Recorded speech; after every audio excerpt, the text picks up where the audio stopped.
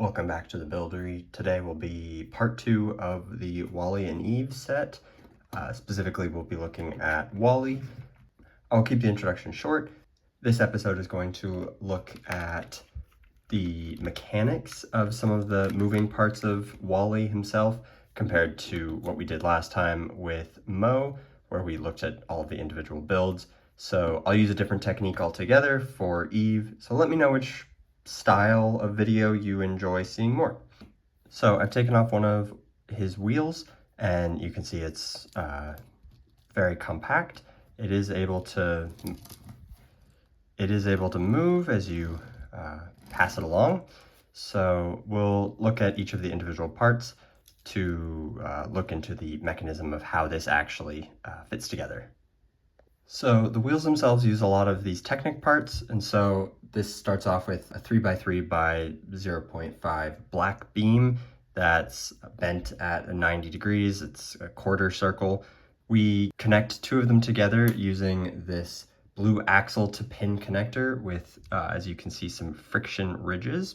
Again, we're able to put two of those together because these are half pieces. Stability comes from additional Technic pieces. We then have the black pin and we have the tan axle to pin connector with the friction ridges. The next piece is a beam. So this is a beam 7 because there are 7 holes. And so this just ends up getting placed through the black Technic pin. The next component uses the axles with an end stop specifically. These are called bushings. And so this is a half bushing, and as you can see, it has a cross section, so that just fits on, and those go through either side of the beam 7. And then this is finished off with a 1x3 beam with axle connections on either side and a Technic pin piece in the center. The next portions for the actual wheels, those are just the rubber tires and the wheel rims.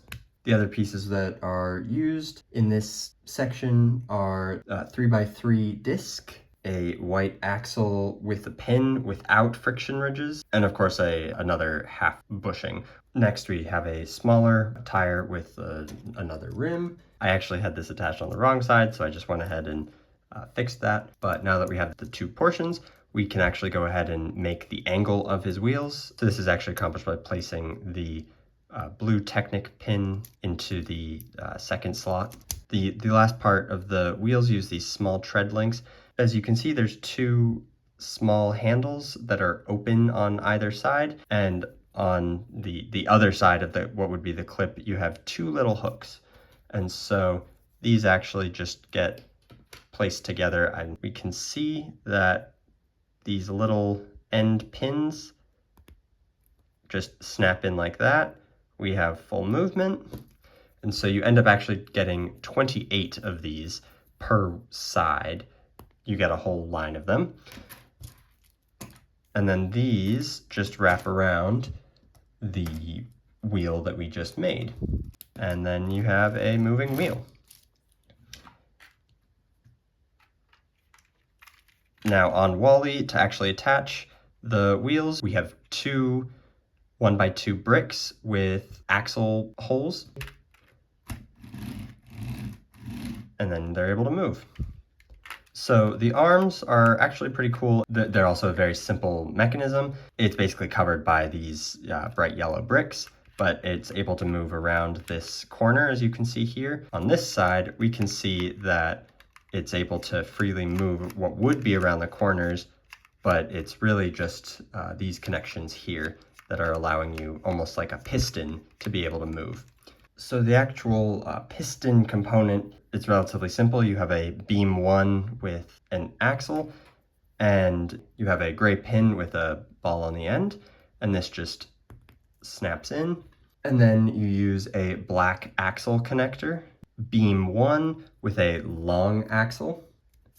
So this beam with axle that was placed in the axle connector just goes into the black Technic piece, and now you have that free movement again, as I showed you before. The arms actually connect to the beam and pin with a 1x2 plate with a ball joint socket on the end. And on the other side, we have a 1x2 plate with a ball joint itself on the end. And this actually goes on the other side. The hand itself is very simple. We have a 1x2 plate with a ball joint socket in the center. And below that, we have a 1x2 plate with a handle. From here, we have a 1x2 plate with a side bar handle, and this will allow for attachment of his fingers. And this goes on top of the other plates we just made. His fingers themselves are made up of, again, these 1x1 plates with the horizontal clasp, as well as a 1x2 slope at a 45-degree angle. So those just fit together. They go on either side of the handle. So with two of those on there, we are able to freely move both of those independently. So the two connect through the ball and ball socket. The arm just attaches to the beam one with the stick and ball.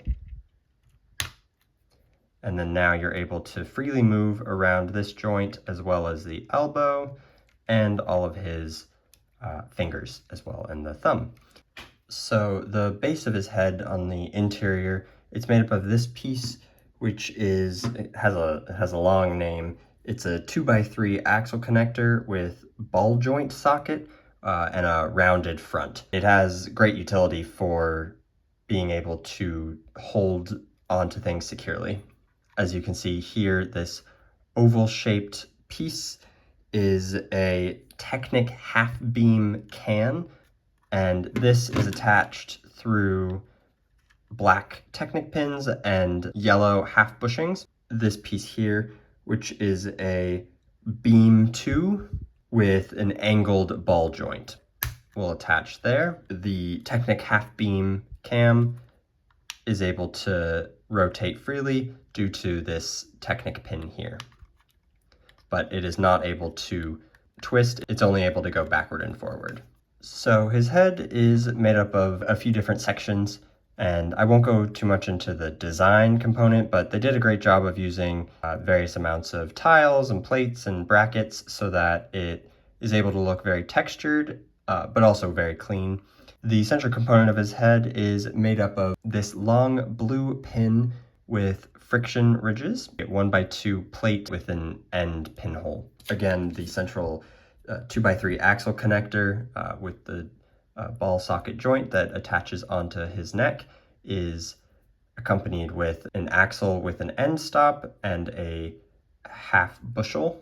And this piece, which is a Technic through axle connection with a bushing, and as you can see, this is now a full bushing, it's not a half bushing. So from here, we can attach an axle with an end pinhole and this long blue Technic pin with ridges. And this is actually where both sides of his eyes will attach on. The eye itself is made up of a variety of different parts so that it's able to look very textured and clean. You have another specialty printed plate for his eyes, which is nice. You have two white circles for reflection of what would be, the sun or light.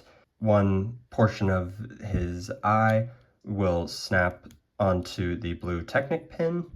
It can now allow for a stacked system, but still have free movement. And so again, because of that central blue pin, they're able to move both independently and together at the same time.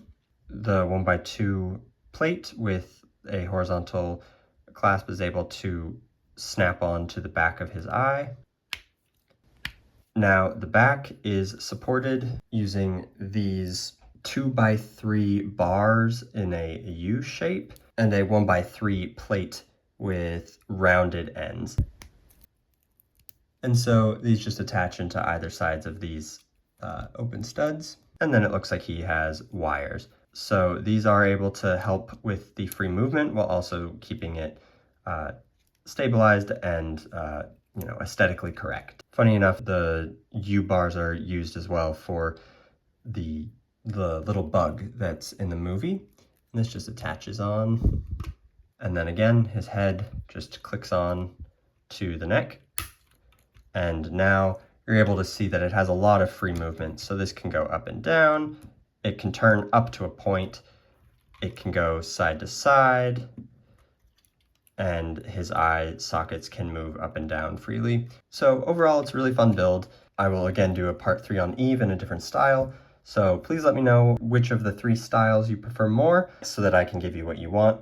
Thank you again for watching. Please like, comment, and subscribe for more content, and really do let me know what it is that you want to see, whether that's different styles, techniques, or various sets that you'd be interested in to build, especially if you don't actually have that set.